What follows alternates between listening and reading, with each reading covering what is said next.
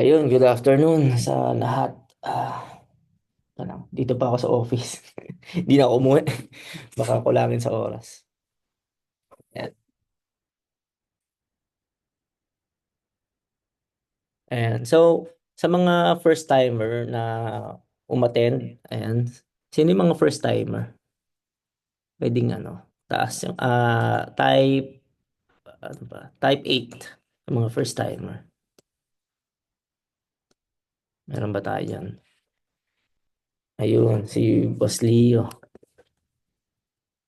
Ayan, so si Boss Leo lang yung ano yung first timer. So sa mga first timer, ang ano ko lang dito is panoorin niyo yung episode 1. Ito episode 9 na to eh.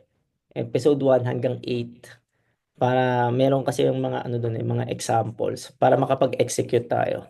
Kasi itong clause 9 is ano na siya. Teka lang nag-echo dito sa. Ayan, ayun okay na. So, itong clause 9 kasi hindi natin magagawa siya pag hindi natin ginawa yung episode 1. Ayan, 'di ba? So, yun yung ano, yung kailangan. So, again, sa mga first timer, I'm Ron Moreno. I'm IRCA certified lead auditor, meaning I take certification program sa UK, London. Pero online ito, last 2 years ago yata, parang 1 year ago. Ayan. So, I've been doing the ISO or I've been practicing the ISO implementation and certification for almost 20 years na. Ayan, magto 20 years na this year, 2005. Ayan. And ayan, so ang ipe-present ko for today is the Clause 9 performance evaluation, which included monitoring, measurement, analysis and evaluation, and internal audit and management review. Most of the companies, yung ginagawa ng mga companies natin is yung mga hindi ISO certified merong ito yung monitoring. Siyempre, monitor natin yung mga process, yung mga data natin, mini-measure natin, ina-analyze natin, and ini-evaluate natin. Ang common na wala sa mga companies na hindi ISO is yung internal audit tsaka management review. Although minsan meron silang ginagawang mga meetings pero iba yung tawag. Ayun, type nyo kung anong tawag dun sa inyo. Yung parang regular meeting nyo. Yung parang mga monthly meetings or annual meetings, parang ganon. Pero pag sa mga ISO certified, merong management review. Mamaya malalaman nyo ano yung difference niya dun sa ordinary meeting. 'Di ba? So yung management review meeting siya or uh, more on parang event siya na maraming kailangan i-discuss or gawing actions. So start tayo ngayon sa overview ng clause 9. Yun nga, yung focus ng clause 9 is monitoring, measurement, analysis, and evaluation. So yun yung focus niya. Then internal audit and management review.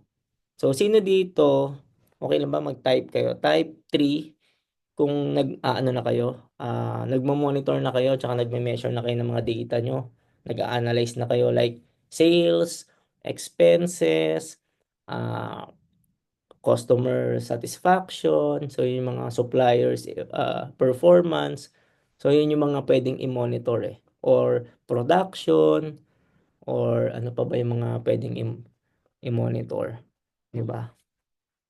So yung mga nandito, ano mga businesses ba yung mga ano, para makapag-sample tayo. Pwedeng type nyo kung anong industry kayo. Like, example, si Boss Leo sa restaurants or food, 'di ba? So yung mga ano yung ano yung mga mino-monitor diyan, 'di ba? Siyempre yung quality ng food, kung nakukuha pa rin ba yung ganong quality, 'di ba? Kay Rian naman is yung store, kung namo-monitor ba yung inventory, namo-monitor ba yung benta, so yung mga ganon. Ayan. Ano yun, yung sa aircon ba to? Yung tama sa aircon. So sa aircon naman, yung ba, ano ba yung mga mino-monitor yung data? 'Di ba? Yung mga stocks or yung gaano katagal yung ah pag-install, kung nasusunod ba. So yung mga ganon. Kung yung process ba is, kasi ganito yan eh. Kailangan natin i-monitor para ma-improve natin. Hangga't hindi natin na-monitor, hindi natin siya ma-improve.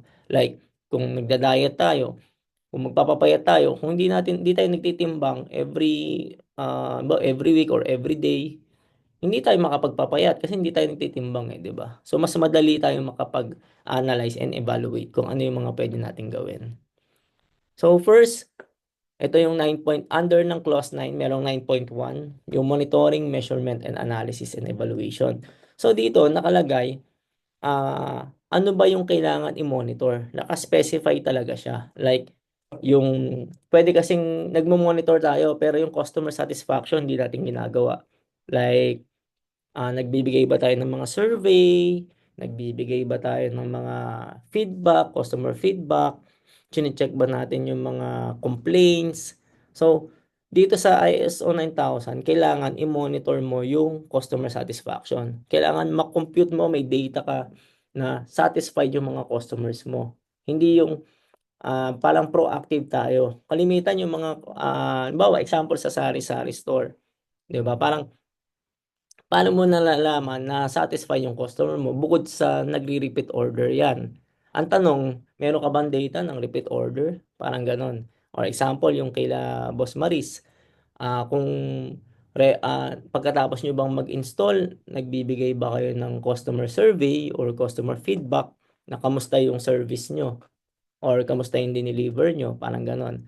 Pwede rin naman sa food, kung pagkatapos nila kumain, kung ISO certified tayo, pwede tayong ayan, nasisimulan na, di ba? So, kailangan natin ng data.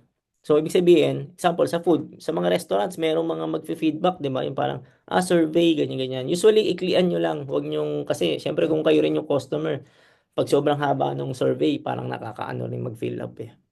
Di ba? So, yun yung example ng customer satisfaction. So, kailangan i-monitor nyo yan. Internal process, like yung sinabi ko nga kanina, yung production, kailangan minomonitor nyo kung nami-meet ba yung target nyo sa production. 'Di ba? Or halimbawa sa hiring, mag-hire kayo, gaano ba katagal? So, yun yung mga example. 'Di ba? Tingnan natin. Ayan. Kung may question pala kayo, i-take note nyo na lang or pwede nyo i-chat para mamaya sasagutin natin. Okay? Kung may question kayo. So, ngayon, nagbibigay lang muna ako ng mga examples. So, yun, internal process sa amin, like sa amin, ang process namin, meron kaming sales process, meron kaming marketing process, so minomonitor lahat yan. May ginagamit kami mga app or gumagamit kami mga tool para ma-monitor. And sales process, marketing process, meron kaming admin. Sa admin, meron kaming purchasing, meron kaming payables, meron kaming receivables, meron kaming billing, yan sa accounting yan. Meron kaming, yun nga, control of suppliers, meron kaming human resource, process. So lahat yan, minomonitor. Ano pa ba? Logistic, meron kami, maintenance, warehouse. So yan yung mga process, yung mga core process namin. So, yan. So, sa inyo, kailangan yung i-monitor. Kaya, yung assignment, yung sinabi kong process map, importante yan. Kasi, doon yung malalaman kung ano yung mga process na kailangan yung gawa ng procedure or SOPs. Pag nagawa nyo na yung process map, doon kayo magfo-focus. Kasi parang ganito yan. Example, meron kaming process ng embroidery kasi may embroidery machine kami. Alam naman doon kami mag-focus, hindi naman yun yung core process namin. So, mas maganda, mag-focus tayo doon sa core process natin para ma-improve. Ayan. Then, next is yung product and service conformity. Kailangan ma-monitor din natin ilang product ba yung ayan, may mga pumapasok pa. So, welcome sa mga pumapasok. So, sa product and service conformity, kailangan ma-monitor natin ilang product ba yung reject, ilang bang percentage yung okay, 'di ba? Yung okay yung quality, yung walang reject or walang error sa gawa natin. Kung project 'yan, kung sa food, ilang percent ba ang reject, 'di ba? Ilang percent ba yung okay? So, kailangan ma-monitor yung lahat. Example, sa amin sa delivery, ilang percent ba ang accuracy namin? Pag in order si customer, ilan ba yung mali yung na-deliver namin? Sa amin ngayon, ang rate is nasa 97%, 98%. So parang gano'n. So ibig sabihin, paano natin magagawa na hindi gano'n kalaki yung mga errors or yung mga rejects. So dun papasok ngayon sa product and service conformity. Then the next na kailangan i-measure is yung supplier performance. Ibig sabihin, pag supplier performance, pwedeng service provider ito, pwedeng supplier, pwedeng principal. So, pwedeng subcon. Kailangan mong i-monitor yung performance nila. Like, may kinukuha lang tayong supply, anong score nila? Pag umorder ba tayo, madi-deliver nila agad ng buo, walang reject. Kung ano yung in-order natin, yun yung dadating. So, ganon. So, may mga scoring yan. Or, sa mga suppliers ba natin, meron ba silang mga business permits? Nag-aano ba sila ng resibo? Parang ganyan. So, yung mga, depende sa inyo kung paano nyo ah i-check yung or imo-monitor yung suppliers nyo. Sa amin, meron kaming quality, meron kaming delivery. Teka lang. Sige ma'am, kita ko ka. Teka lang, para makita nyo yung supplier performance. Wait lang. Ang hirap i-ano eh. Pakita ko sa inyo yung sample. Records. Suppliers perform. Ito.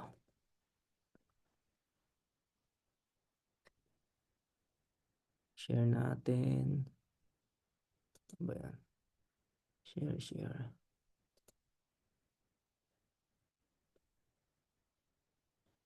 Yan, kita ba? Type 1 naman kung kita. Kita ba? Ayan, so yan. So ito yung ginagamit namin, ini-evaluate yung mga suppliers. So yan, nandyan yung name ng supplier, nandyan yung supplier contact person.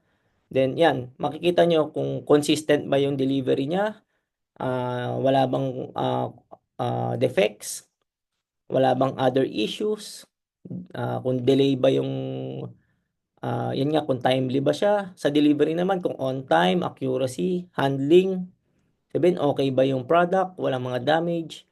Yung pricing, okay ba yung price versus sa mga competitors? Effective ba yung product? Yung cost effective ba siya? Tama lang ba yung presyo? Kasi minsan gusto natin quality eh. So, kung merong pwede na tayong gumastos pero dapat yung tama lang, wag overprice. Then compliance, ayan, kung legal ba siya, ganyan. Communication, maayos ba kausap? May score din. Ibig sabihin, pwedeng mas mahal siya pero maayos ang kausap. Kasi merong mga makukuhanan tayong mura pero magulo naman kausap. Mahirap yung ganun. So, ayan yung example. Ayan. Sige. Balik tayo dun sa...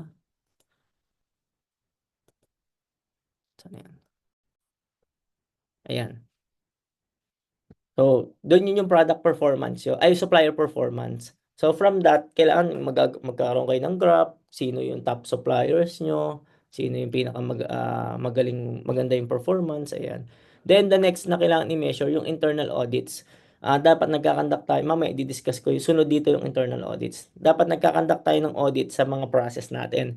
Hindi lang accounting, dapat lahat ng process chine-check natin kung nasusunod yung mga SOPs natin.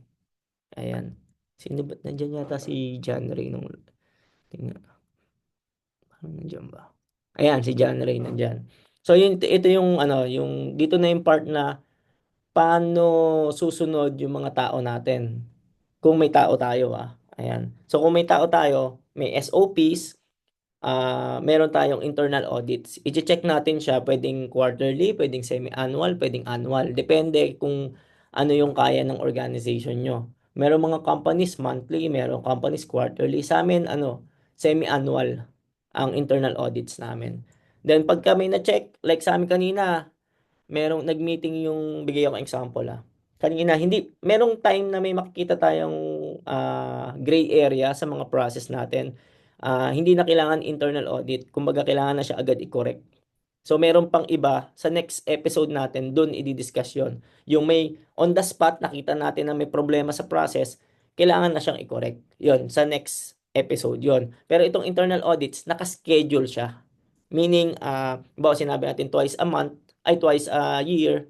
So, bawa nag-audit ako ngayon, ito yung findings ko. Example na findings, katulad kanina may findings kami. Pero hindi internal audit ito, pero findings siya. Pag binababa nung mga delivery namin ng logistic, yung mga stocks, hindi tumutulong yung mga warehouse. Ta's nung tinignan namin yung process, wala ngang nakalagay na kailangan tumulong yung mga warehouse. So from that, kailangan walang gray area. Parang dapat specific siya nakalagay na 'pag nagbaba yung logistic ng item, magso-support si warehouse para mas mabilis maibaba yung mga items. So parang gano'n. So from that, ire-revise ngayon yung procedure, ilalagay na 'pag ibababa yung stocks, kailangan tumulong nung mga warehouses. So yun yung example ng corrective action para ma-improve yung process. Kasi puwedeng sabihin nung tao mo, "Ay wala ano, hindi naman ano, wala naman sa process namin 'yan, eh." Or kailangan natin i-document. Kasi 'pag sinabi mo ngayon sa mga tao mo yon na, "Oh, 'yan." Halimbawa sinabi ko lang, hindi ko dinocument. Sinabi ko lang na tutulong yung warehouse sa logistic. What if magpalit ka ng tao? So, hindi na nila alam yon yung gano'ng process, 'di ba? So, kailangan i-document lahat. Okay, so 'yan yung kailangan mga i-measure. And ito yung mga evidence na puwede niyong gawin dito sa 9.1. So, kailangan niyo ng monitoring, measurement, analysis, and evaluation procedure. Puwedeng iba yung pangalan nito, pero yun yung purpose niya. So, nilagyan ko na lang ng ganyan para mas madali niyong maintindihan. Sa mga ibang companies, iba't iba yung tawag sa procedure na yan. Pero ito yun. Basta meron kayong process na like sa amin, every month, every 10th of the month, magpapasa sila ng report. So, nandun ito, yan, yung monitoring, measurement, analysis, evaluation. Nandun yan, monthly yan, may report. So, yan yung dito sa part na 'to. Tapos meron din kaming customer satisfaction and complaints procedure. Ibig sabihin, meron ding nakalagay diyan kung kailan kami magbibigay ng survey, kailan kami magbibigay ng feedback sa mga customers. Tapos nakalagay din diyan 'pag may nag-complain, example, ang example ng process ng complaint, 'pag may nag-complain, ang question is, complain ba 'yon?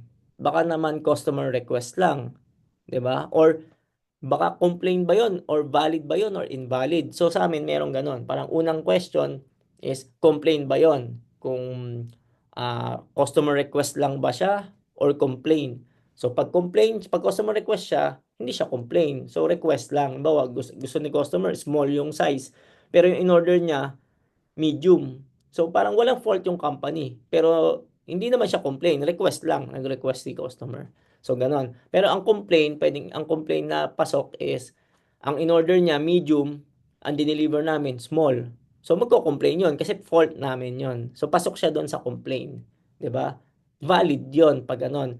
Ano yung example ng invalid complaints? Example, dineliver mo 100 pieces. Nag-complain si customer, sabi kulang ng 10. Based dun sa record, kumpleto naman. So, invalid yon. So, kailangan meron kayong evidence or traceability dun papasok yung galing ng process nyo kung matitrace talaga na 100 yung na-deliver nyo. Sa amin, natitrace namin kasi may bin card kami, may picture, may record. Kumbaga, alam namin kung saan ang dali namin matrace kung kanino nawala, kung sa logistic ba nawala, sa driver o sa warehouse ba or sa customer. Nade-detect namin. So yun yung ano, may mga controls kami. So yun yung mga advantage. Ayan. Kung may mga question good evening sa mga bagong pasok. Kung may mga question, i-reserve nyo mamaya sa Q&A natin. Ayan. Then, yung control of suppliers. Diyan naman nakalagay kung ah, tuwing kailan kayo e-evaluate ng cost ng suppliers nyo. Tsaka kung ano yung requirements nyo for accreditation. Ibig sabihin, like sa amin, bago kayo makapag-supply sa company namin, kailangan yung, ayan, si Miss Cha nag-supply sa amin eh. Anong hinanap sa'yo, Miss Cha? Ayan, para ano nila. Ano yung mga hinanap? Ayan, bago makapag-supply. Ayan, pwedeng i-chat mo nga para ano nila. Baka mamaya hindi ka hinanapan eh. Ayan. So, pero yung hinahanap sa amin pagka ba ano, usually business permit tsaka yung BIR. Yan yung basic na hinahanap. Ayan. Then the next evidence is yung internal audit reports or actions. Ayan. So yun yung mga pwedeng mga evidence ng 9.1. Ayan. So kung may question kayo sa 9.1, i-type nyo lang, sasagutin natin mamaya. Okay? And next is the 9.2, the internal audit. Ayan. So sa internal audit naman, ano ba yung internal audit?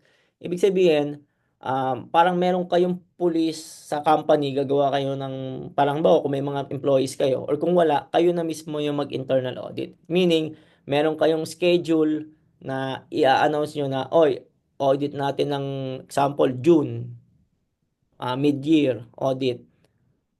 Ito yung mga i-audit. Example, i-audit ko yung marketing, i-audit ko yung sales, i-audit ko yung production, i-audit ko yung... Ang ino-audit dito yung process. Ibig sabihin, may SOP tayo, is kung sinusunod yung SOP. 'Di ba? Example, kumbaga parang ang nakalagay sa process is ang packaging dapat may mga labels, may sticker, may ah kumbaga yun yung mga ano, pero pag nung inaudit mo, walang sticker, walang labels yung mga products. So yun, findings yun. So yun yung example ng audit. Or example sa internal audit, pag sinabing kailangan may business permit tsaka BIR yung supplier. Nung in-audit yung purchasing, nakapag-supply pero wala yung dalawang document na yun. Findings yun. Yeah. So, yung ganun yung audit. Or example, pwedeng nakalagay dun sa target mo is ganitong sales.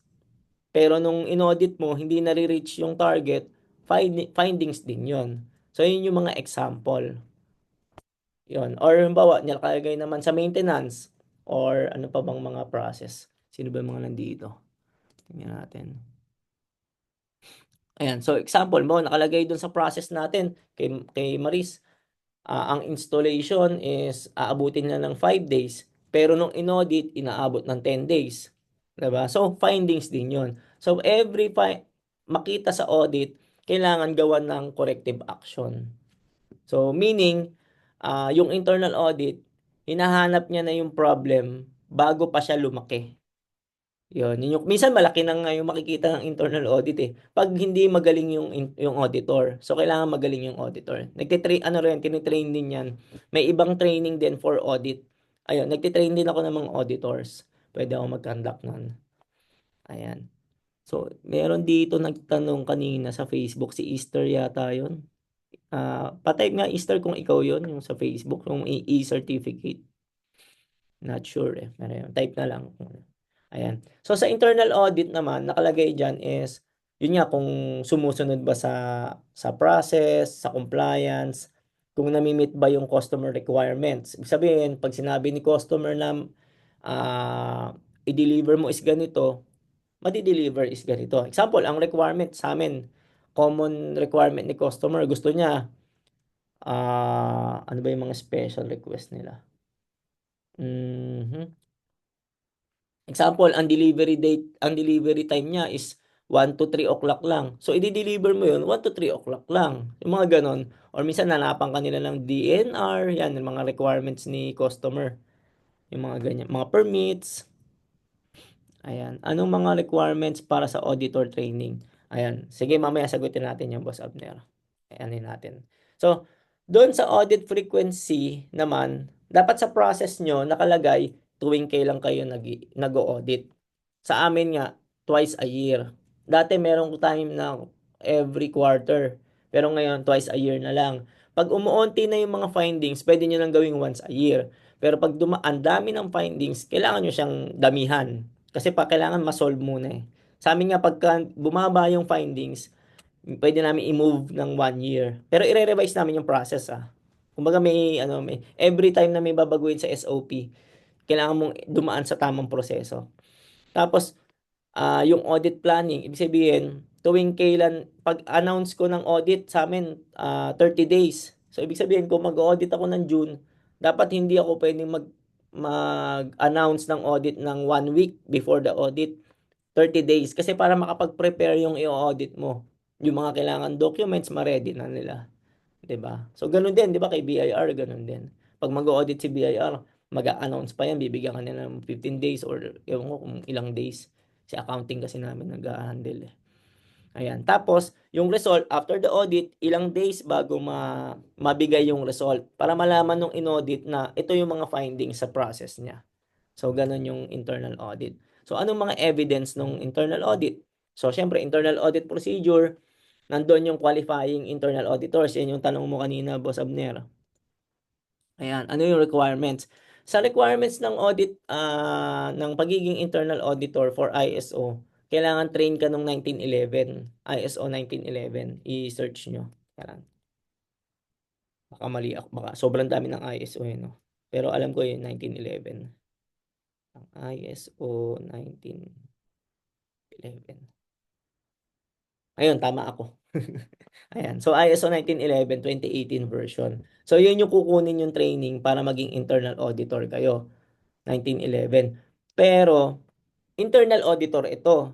Pero yung kinuha kong training, iba, lead auditor naman yon. Ibang training pa yon. Ibig sabihin, mas mataas. Itong ISO 1911, for ano lang siya, 1 day lang. Yung training ko na mas mataas is 5 days yon. Tapos, basta sobrang hirap. Pag hindi kayo nag-implement ng system nitong ISO, ang hirap niyang, ewan ko kung papasa. Basta mahirap siya. Ayan, ako 20 years ko na ginagawa eh. Ayan. Tapos, sa internal audit procedure, maglalagay kayo ng qualifying internal auditors. Pwede, okay lang. Ayan. Sige. Ayan. So sa qualification, kayo ang bahala diyan. Pero ang minimum requirement niyan, kailangan nakapag-train ay ISO internal auditing. Ayan. So yun yung ano, yun yung minimum requirement. Ang ginagawa ko minsan sa amin is sa qualification, dapat 1 year yata yung sa amin. 1 year na nasa company na. Tapos pagka-required lang, kailangan lang namin internal auditors, doon lang kami nagpapa-qualify. Ibig sabihin mag-a-apply sila yung mga employees namin. Pero yung common na ginagawa namin, yung mga managers, internal auditors. Kasi merong ano eh, mga additional allowance or kung ano-ano yan eh. Yun yung ginagawa namin. Tapos kailangan may nagkakandak ng audit. Tapos evaluation of auditors. After mag-audit is i-evaluate din yung auditors kung anong performance ng auditors, kung tama ba yung findings, kung naipapasa ba yung report on time, yung mga ganon. So yun yung evidence for 9 point, saan yan? 9.2 internal audit. Okay? Then 9.3 management review. Ito yung sinasabi ko kanina, parang general meeting siya na ang pagkakaiba lang, merong kailangan na mga ilagay sa agenda. So example, sa amin, ang management review namin every quarter. So doon namin chine-check kung yung mga projects, yung mga corrective action is nagagawa on time. Kasi minsan, pagka annual, ginawa lang natin siyang annual, magugulat tayo, tapos na yung year, ang nagawa lang ng mga projects or actions is kalahati lang or minsan less than. So kung quarterly siya, mafa-follow up. Like sa amin, itong March, mafa-follow up kung ano yung mga pendings namin. 'Di ba? So sa management review, ito yung kailangan. Ibig sabihin, pag requirement siya ng system, ng ISO, hindi siya pwedeng bakante. Example, letter A, yung status ng mga nung last management review, kailangan siyang pag-usapan. Pag hindi siya pag blanco to, babagsak tayo, magiging findings siya ng auditor. So kailangan pag-usapan yung past management reviews or past meeting. Tapos kailangan i-check din kung merong external and internal issues. Yung panoorin niyo yung episode 2 yata or 3, yung SWOT analysis. Ayan. So kailangan i-discuss yung SWOT analysis nandito sa letter B. Then letter C, kailangan i-check yung performance effectiveness sa kailangan i-check yung customer feedback and complaints. Kailangan ibanggitin doon sa meeting ilang customer yung satisfied, ilan yung nag-complain. Tapos kailangan na-check din ilan yung target ng mga departments, kung na-hit ba yung target. So yun yung objectives.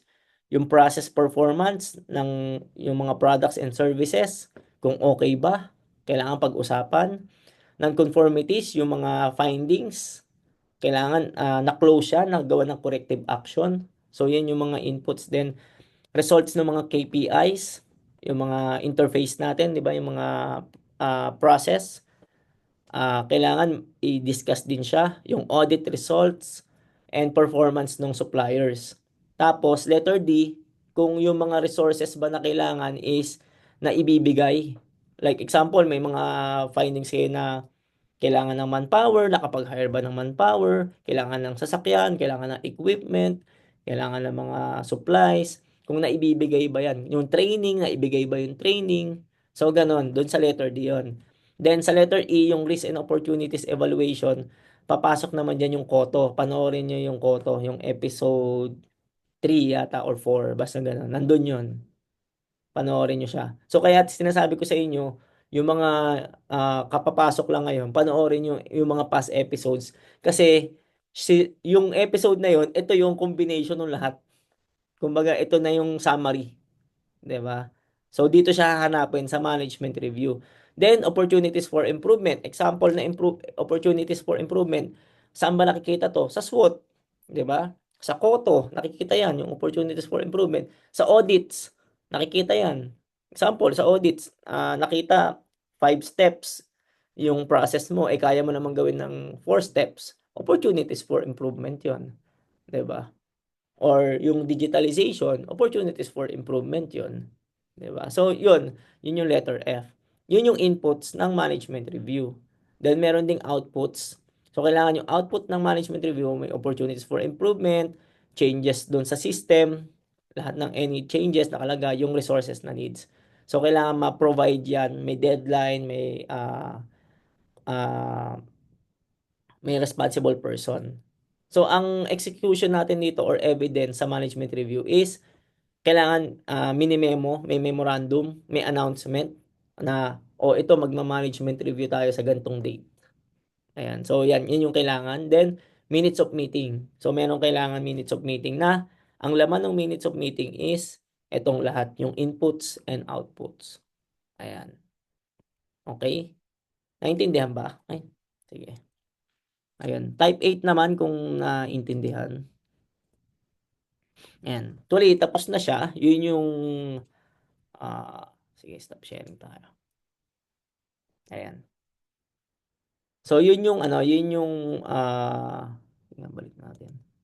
Yun, thank you. So, ang laman nung clause 9 is yun nga, yung 9.1 monitoring, measurement, analysis and evaluation, 9.2 internal audit and management review, 9.3. Ayan. So, dito na tayo sa Q&A. Ayan. So, may question ba about dun sa tatlong diniscuss na may question?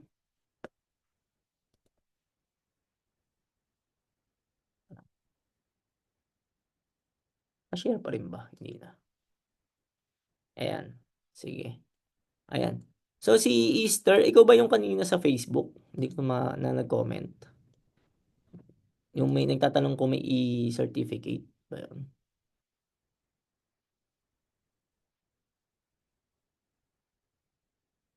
Mhm. Ay, hindi pa. Ayan. So, may question ba about dun sa tatlo? Yung monitoring and measurement, internal audits, and management review. Meron ba tayong question, guys? Ayan. Or any question dun sa mga past episodes? Naintindihan ba? Ayan. Busy yata lahat.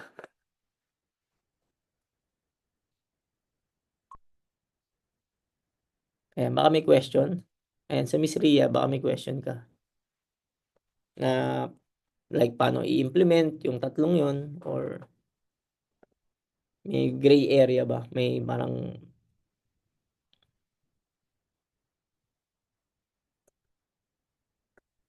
ayan si Teo baka may question ka or si Miss Cha, Miss Mary Ann, si Leo, ayan about dun sa mga diniscuss kanina. Summary na lang. Okay. Sige, sige. Paano implement? Ayan, ewan ko sino ba to si iPad.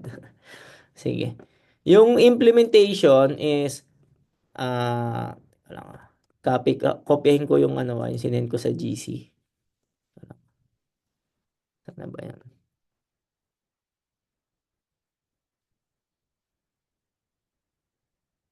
Ayan, i-type ko dito. Ayan. So, sige. So first, unang question, summary about dun sa requirements. Etong requirements is, like nung sinabi ko dun sa GC, 1% lang ito nung buong implementation. Parang itong requirements na to is requirements lang siya dun sa episode 1 hanggang episode 3 or 4. Parang ganon. Ito lang yung requirements dun sa episode 1 to 4 lang. So imagine nyo, konti lang ito. Pero yun nga, mas okay na may good start na yan, 'di ba? So yun lang naman yung purpose ko. May maumpisahan kayo na pag meron itong mga ito, at least may naumpisahan kaysa sa wala. So yun, pagka yung vision, madali lang naman yan. Kailangan meron kayong vision. Next is meron kayong mission. Yung vision, ano ba yung gusto nyong maging? Yung mission, paano ba marireach yung vision? Yung values, paano ba siya, sige, summarize natin. Yung values, like sa amin, excellence. So, ibig sabihin, yung mga tao ko dapat excellent. 'Di ba? So, ibig sabihin, pagka may gawa sila na hindi excellent, bagsak sa values namin yon, 'di ba? Or kung hindi excellent yung tao, lagi consistent siyang hindi excellent, may possibility na ma-out siya sa company. Ganon. Kasi yun yung values namin eh. Or integrity. Example, may ginawa siyang nakasalala yung integrity niya. 'Di ba? Mo tumanggap siya ng lagay or may nakitang gamit tapos hindi niya sinole, yung mga ganon. So pwede siyang matanggal. So dun magba-base yung values nyo. Yun yung magiging effect niya. So lahat ng rules nyo, company rules, nakabase doon sa values. Yung mga character, yung mga attitude, 'di ba? So doon yun sa values papasok. Kumbaga, nagse-set kayo anong culture dapat yung meron dito sa company. Like sa amin, excellence, innovative. Ibig sabihin, kailangan wag kayong mano-mano sa process nyo. Hinihikayat ko yung mga employees ko na gumamit ng mga advanced technology, mga ganyan. Or mga app, mga ganyan. So, ganon yung values. Then, the quality policy naman, ito yung parang statement na nagsasabi na committed tayo sa quality and customer satisfaction. So yun yung quality policy. Pwede yung gamitan ng AI, madali lang 'yan. Kumbaga, kailangan lang at least aware kayo na ito quality policy, yun. Yun yung ibig sabihin. Then the SWOT, ito yung mahirap. Pero pwede na at least tigta tatlo, okay na 'yan. Siguro ilagay ko pala sa GC. Ayan, nabanggit mo yung SOP. Sige, mamaya i-ano ko lang, summarize ko lang to, Boss Leo. Ayan. So sa SWOT, yun nga, yung strength, weakness, opportunities, and threats. So, yun, tigta tatlo lang, okay na yun. Tas koto, kailangan malista nyo lang sino yung pwedeng maapektuhan ng business nyo. Like, syempre, yung may-ari ng business, yung shareholders. Pangalawa, employees, kung may employee tayo. Next, supplier. Next, customers. Ano pa ba? Government, community, environment. Diba? So, banks. So, yan yung mga stakeholders. Pag sa schools naman, ang stakeholders ng schools, parents, teachers, faculty, admin, students. Diba? So, yun yung mga stakeholders. Ibig sabihin, yun yung affected ng business natin. Yung koto. Diba? Then, the process map, saan ba nag-uumpisa yung process? Example, sa ah, ano bang example? Sino ba yung mga business? Ito, kay Miss Ria, di ba? Sari-sari store. Saan ba nag-uumpisa yung process? Siyempre, marketing. Kailangan maganda yung store mo, ganyan-ganyan. Or yung location mo, strategic. Then, pag pumunta si customer, magtatanong ng product or bibili niya. Then, yun yung second step. Then, syempre, iaabot mo yung product. Tapos, or ano ba mauna? Bayad muna or product muna? Tapos yun, pagkakuha, okay na, close deal. Diba? So, ganun yung process. Yung process map. Saan nag-uumpisa, saan nagtatapos. Ayan. Then, the org chart. Ayan. So, kailangan may org chart tayo. Kung nag-uumpisa naman tayo, ano yung future na org chart mo based dun sa vision mo. So, yun yung sa org chart. Okay, so yun yung summary nung kailangan ko para sa e-certificate na ibibigay ko. Ayan. Kasi actually yung iba, ang ginagawa lang, nagpapa-quiz. Which is, ang hirap din magpa-quiz kasi hindi naman to, ano bang tawag doon? Hindi naman 'to live, eh, yung iba nanood lang nung episode yung mga recorded, eh, 'di ba? So, ang gusto ko talaga dito is, i-execute talaga yung tinuro para hindi masayang. So, gano'n siya. Next, sige, okey ba, nasagot ba yung summary? Ayan, so thank you, Theo, ayan. Then next yung kay Boss Abnel naman, paano i-implement? 'Pag ginawa niyo na ito, yung assignment na 'to, nag-implement na kayo, 'di ba? Nag-execute na kayo. Yun nga, after nito, ang susunod na naman dito is yung mga process, procedure, mga SOPs. Then after nyo magawa yung SOPs, kailangan nyo mag-set nga ng internal audit. Kailangan i-audit nyo kung ginagawa ng mga tao nyo yung SOPs na ginawa nyo. 'Di ba? Or kung effective yung SOPs. Baka mamaya gumawa kayo ng SOP, pahirap naman dun sa tao, 'di ba? Hindi siya effective. Sabihin, instead na nakatulong, mas nakasama.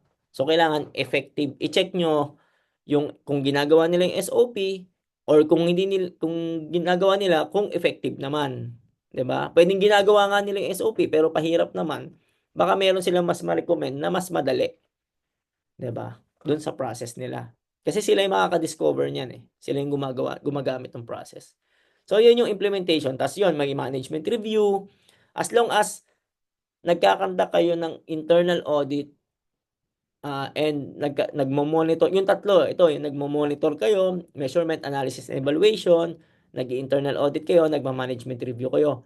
Tapos corrective action, yung episode 10. So, as long as ginagawa nyo yun, nag-i-implement na kayo. So, pwede kayong mamili muna para hindi kayo mabulunan. Piliin nyo yung top 3 na process nyo. Doon kayo mag-focus muna. 'Di ba? So, yun. Ganun yung implementation. Kaya importante tong episode na 9 na to. Kasi nandito na yung implementation eh. Ayan. Nasagot ba, Boss Abner? Ayan. Yes, boss. Maraming salamat. Ayan. Tama ka, tama. Oo. Salamat. Okay, thank you. Ayan. So, yun. So, sige, iano ko lang ng konti uli. Ah, Yung unang part is yun yung documentation. So, paano tayo makakapag-audit kung wala, or paano tayo makakapag-monitor, measurement, analysis, evaluation kung walang documentation. So, yun yung part 1. Kailangan mo may documentation. Ito yung mga yun, yung tinype ko na mga documents. Tapos, dagdagan nyo lang ng process or yung mga SOPs. Tapos, i-audit nyo, i-monitor nyo, i-management review nyo. Yan, nag-implement na kayong system. Kung baga masasabi ko na pwede nyo sabihin na ISO implementation kayo or implemented, ISO implemented, parang ganun. So, ang kulang na lang, magpapa-certify na lang kayo. Yun. So, may ibang mag-audit pa sa inyo para ma-certify kayo. So, ganun siya. Okay? So, next, yung kay Miss Boss Leo, nabanggit yung SOP document kanina. What would you advise po? Short phrase per instruction na need ng kaunting common sense of followers, madaling basahin, intindihin, or long but very detailed instruction, however, ready properly or smooth yung operation. So, yan. Sa paggawa ng SOP, ito lang yung pinaka, sa akin, yung pinaka rule is, kailangan ko ano yung nakasulat, yun yung ginagawa. 'Di ba? So, kung ano yung ano naman yung ginagawa, dapat nakasulat. So, baliktad naman. So, ganun. Kasi pwedeng, ito yung nakasulat pero hindi ginagawa. Pero minsan naman, ginagawa naman pero hindi naman yung nakasulat. So, dapat mapapagbangga mo siya na kung ano yung nakasulat, yun yung ginagawa. Kung hindi ginagawa yung nakasulat, kailangan may paltan tayo. It's either yung ginagawa mo or yung nakasulat. 'Di ba? So, pinaka-best diyan is gawin niyo siyang simple, i-simplify niyo. I-simplify niyo siya. Huwag niyo na sobrang komplikado. Kung ang naintindihan ng tao mo Tagalog, Tagalogin mo. Ang sa amin, yung process may flowchart. Pwedeng may flowchart sa kaliwa. Parang alam niyo yung sa LTO, sa mga government offices. 'Di ba may nakalagay doon step 1. Ito yung gagawin sa step 1. Ito yung pupuntahan, ito yung lalapitan. So, yun yung parang pwedeng gawin. Step 2, ito yung gagawin, ito yung lalapitan, ito yung kailangan na documents. Step 3, hanggang matapos yung process. So, or pwede rin may picture. 'Di ba? Kung ang tao is mas prefer niya yung visual eh. Pwede rin may picture. Why not? 'Di ba? So, yun yung pwede nyong gawin. And syempre, pag nag-i-implement tayo ng SOPs, kailangan i-orient natin yung tao. Sa amin, every year, meron kami refresher ng mga SOPs. Kasi pwedeng nakakalimutan, ganyan, or hindi na-revisit, nag-iba na pala yung process, 'di ba? Or nung ginawa yung process, medyo hindi pa tayo ganun katalino, 'di ba? Pwede kasi nag-i-improve ang tao eh. Siyempre nag-aaral tayo and pag-check natin, eh teka lang, mali pala yung ginawa natin sa process natin. May mas madali pala. Ayun. So from that, magkakaroon tayo ng improvement sa business natin. Kasi per process ang approach eh, 'di ba? Kumbaga per process, tinitingnan natin kung saan tayo pwedeng mag-improve. Sa amin, pwede yung, ewan ko kung umattend kayo nung Lean Six Sigma ni Boss Romil. Ayan, si Boss Romil. Doon, chinecheck naman per process kung ano yung pwedeng ma-improve. So, yun, ano siya, tool siya na ginagamit or technique para ma-improve yung process. Ayan. Kumbaga may process talaga para ma-improve yung process. Ang gulo, no? So basta may structure how to improve yung process. Ayan, sa Lean Six Sigma 'yon. Okay? So yun, ano ba naintindihan mo ba, Boss Leo? Yes, sir. Very clear. Oo. Ayan. So yun, ganun. Basta sa SOP, simplehan nyo lang. Ayan. And kung makapaggamit kayo ng mga charts, mga matrix, ano pa ba, guidelines. Teka lang, pakita natin Amin.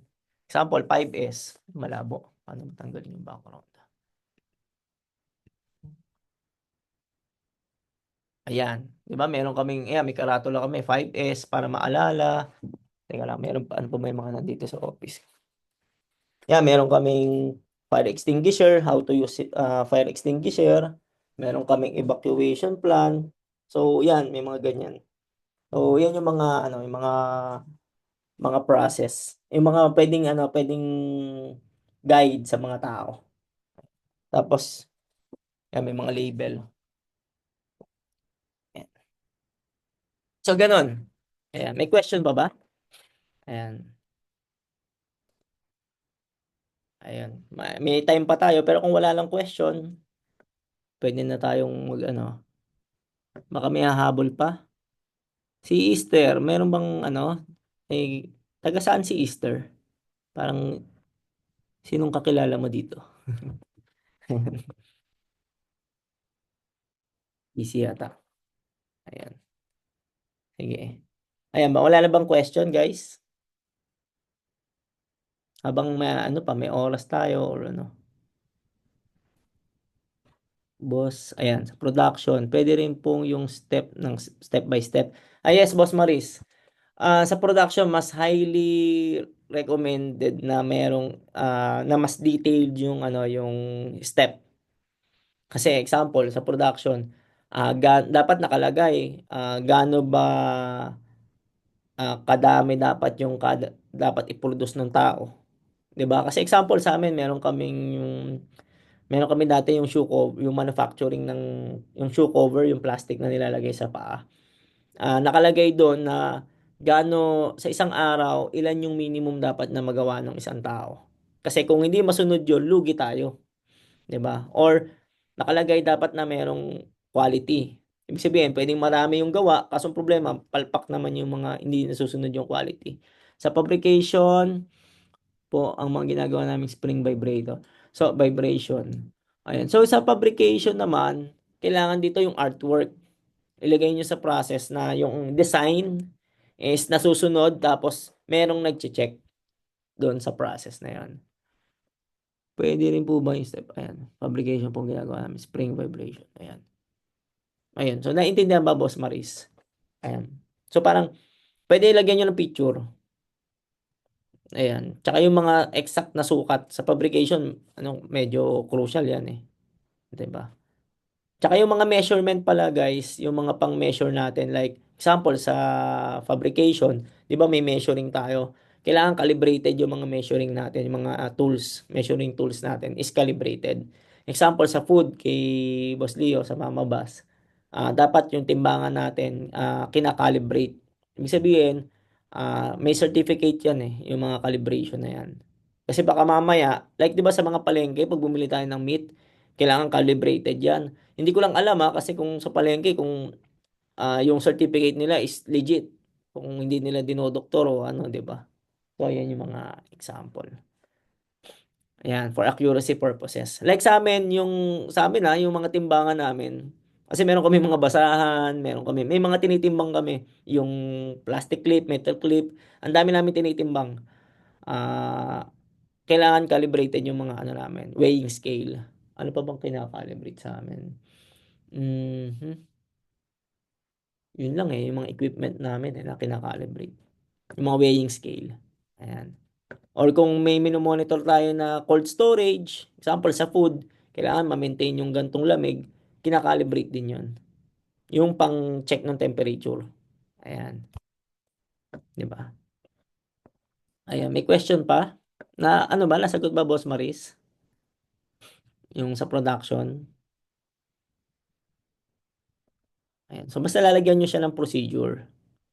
May nag-check po ba, sir, ng spring capacity? Hindi ko sure kung yung ano niya, yung siguro dapat meron kayong may pang-check kayo ng spring. Hindi ko kasi wala akong idea diyan. Pero ang sure lang ako, dapat may pang-measure kayo doon. Na yung pang-measure na yun is calibrated din para ma-make sure na yung nadi-deliver nyo kay customer is tama. Ayan. Anong tawag din sa pang-measure nyo ng spring? Anong tawag dun sa equipment na yon? Tapos dapat yung equipment na yun ipa-calibrate nyo. Tapos yung certificate ng calibration may expiration yun So kailangan bago siya ma-expire, ma-calibrate nyo uli. Pa-calibrate nyo. Mura lang naman, hindi naman sobrang ano.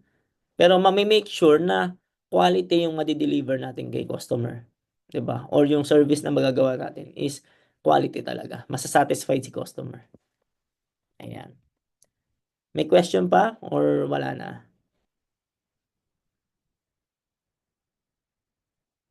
May naghahanap po kasi sa amin ng certification. Ayun, meron mga calibration, kalimutan ko kung wala pa kayong contact, PM ko sa'yo bukas, Boss Maris, yung nagka-calibrate sa amin.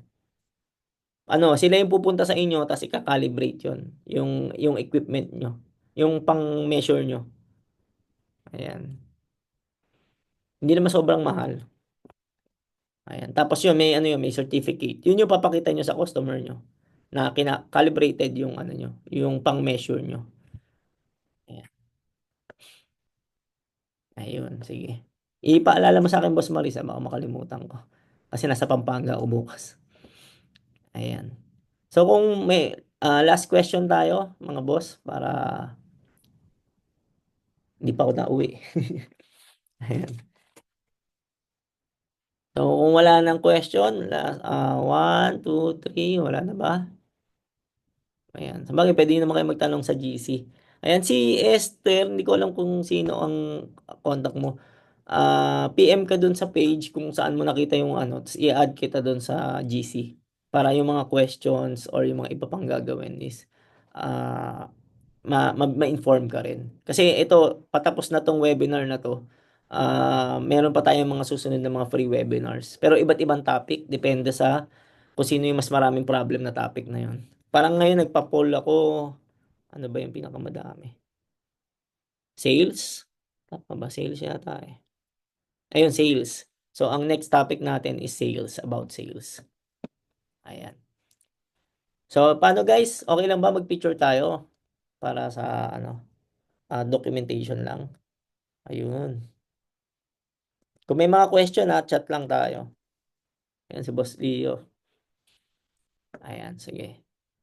So, sige. 1, 2, ayan. Mayroon pang humahabol.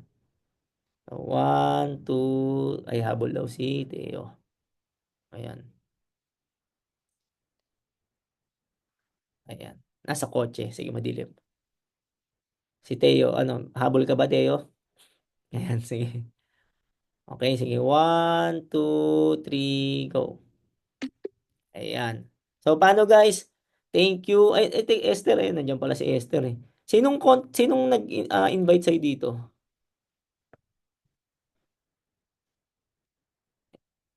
Gumalaw. Picture ba yun? Picture yata. Ayan. Sige, isa pang picture na. Ayan, si Miss Cha humabol. Okay, 1, 2. Ayan, si Teo. Okay, Mary Ann, kaya pa? Boss Abner. Ayan, para kumpleto tayo. 1, 2, 3. Ayan. Ay, isa pa. Humabol. Ayan, 1, 2, 3. Go. Ayan. So, paano guys? Next episode is improvement and corrective action. Ibig sabihin, pag may mga errors o mga non-conformities, paano natin i-correct? Ayan. So, again, thank you sa mga nag-join and good luck sa lahat. Okay? Good evening. Bye-bye.